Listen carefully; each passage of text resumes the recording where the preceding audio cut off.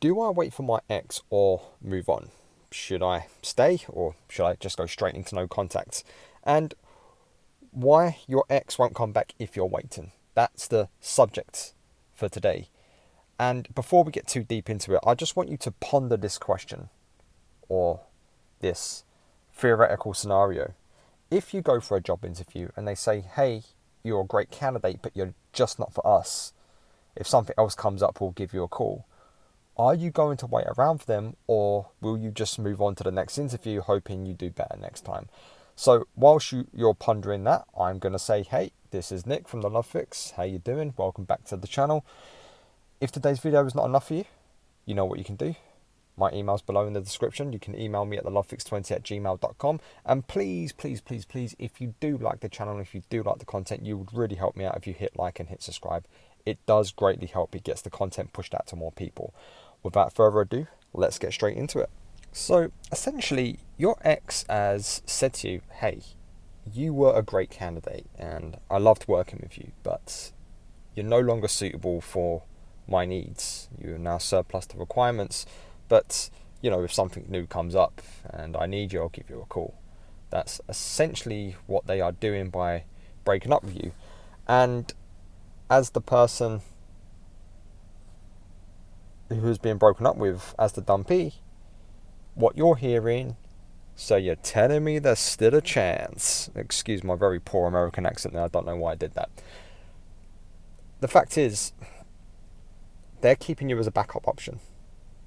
And they are setting the frame, they are setting the mindset to keep you as that backup option, because if their single life doesn't work out, if their choice to dump you doesn't work out, they can always fall back on you.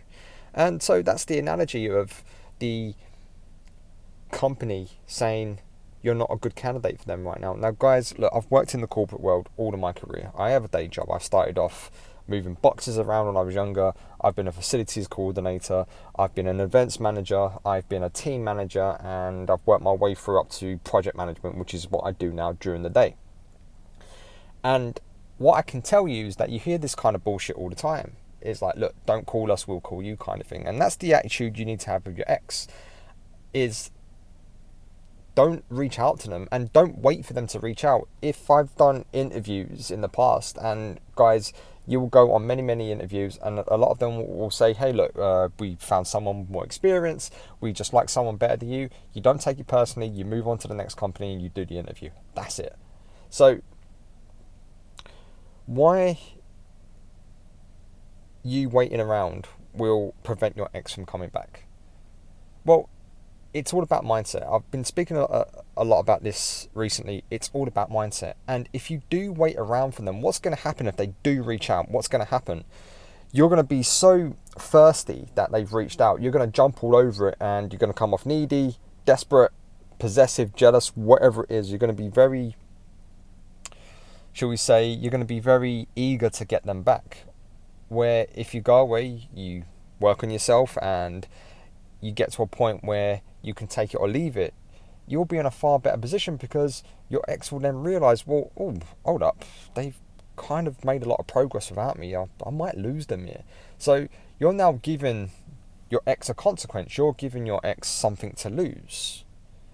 And whilst they don't have anything to lose, they're always going to see you as a backup option, because you are treating them like a celebrity. That means they will only treat you like a fan, and that means there's no real value to you, to your presence and to your company, because they can be out there dating other people that may be playing a little bit hard to get, being a bit of aloof, being a bit of a dick, or whatever you want to call it, and you're there just like the little puppy dog sitting by the door waiting for master to come home. And it just devalues you. It removes what you can bring to the situation. And when I do get asked, hey Nick, should I wait? How long should I wait? And my answer is always this: fuck no. Absolutely not. You should not be waiting around for somebody who does not want to be with you right now. Okay? Do not wait around for someone that says, hey, you are surplus to requirements right now. You do not bring anything to the table right now. So move to a different table. And that will move you into a position of scarcity, you become rare, you become less available. And I've used this analogy before. What happens when something is abundantly available, the price drops. There's a lot of it, so the value of it goes down. People's like, oh well, it's just X, Y, and Z. But what happens when that new iPhone comes out, or that new TV comes out, or whatever you like, shoes, clothes, whatever, and it's only on a limited edition, and only 10 shops have it, and there's only 10 of each device or each pieces of clothing in each shop, and it sells out in 4 minutes flat. The price goes up. It becomes more valuable. It becomes more sought after. And that's where you need to be. And that's the kind of commodity that you need to be. Is that you are not available to someone who does not want you. So,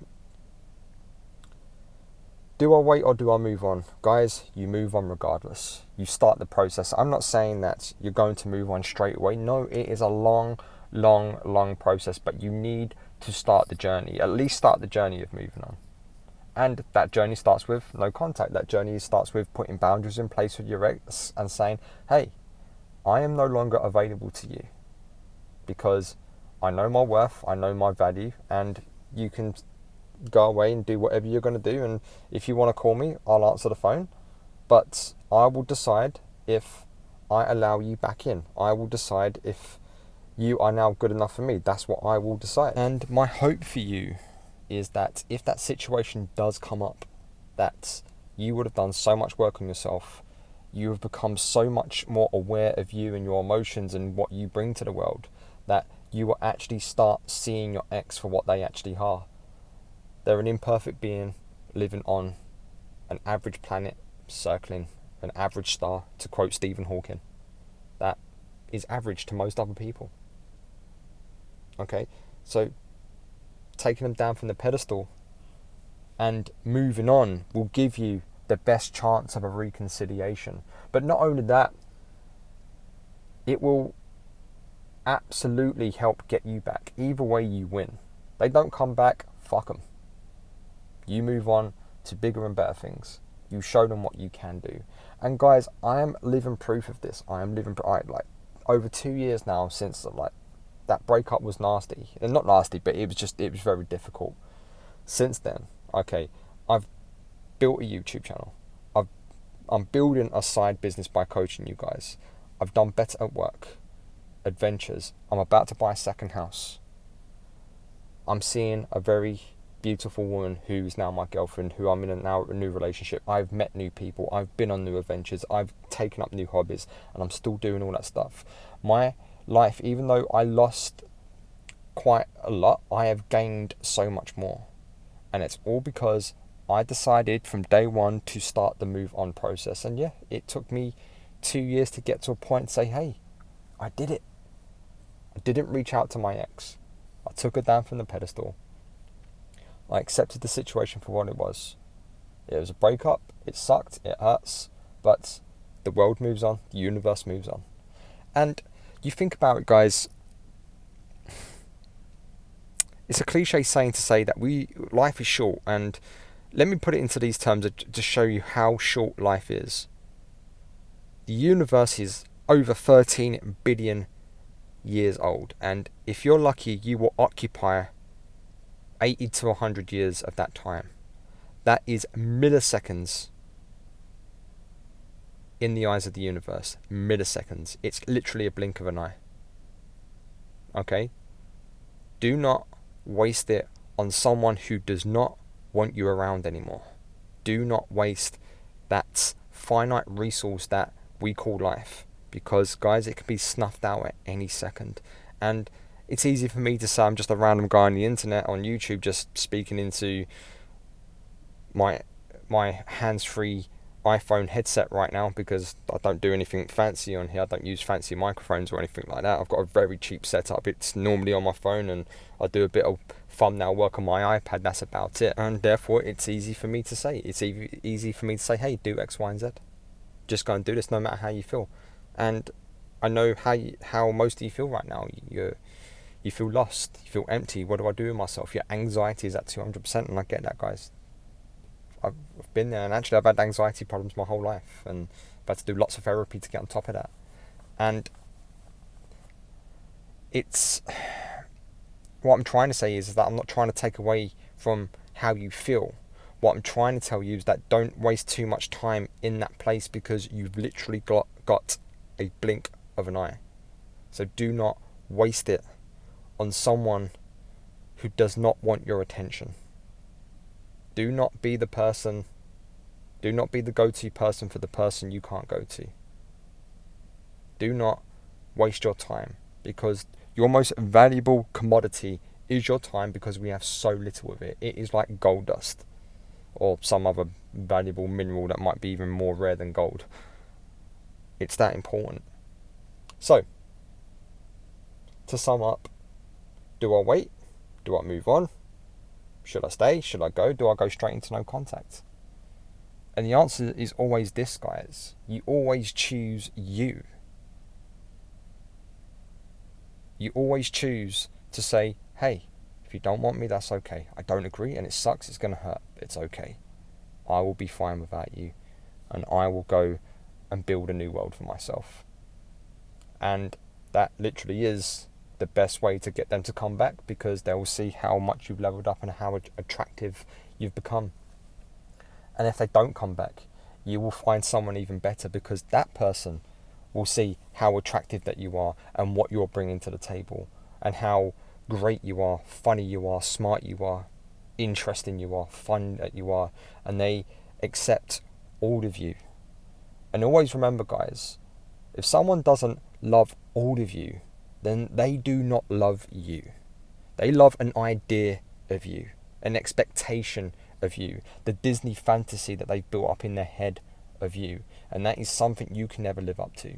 And on the flip side of that, do not make up an idea of your ex or any potential new partner in your life in your head. You accept them for them, the good and the bad. It's just down to you what you are willing to accept as good and bad. And that's all it comes down to. I hope today's been helpful. If you need my help with your personal one-to-one breakup situation, you can email me at thelovefix20@gmail.com and we can set up a one-to-one conversation. As always, guys, you are enough, you will be okay, and you've got this. I'll see you on the other side.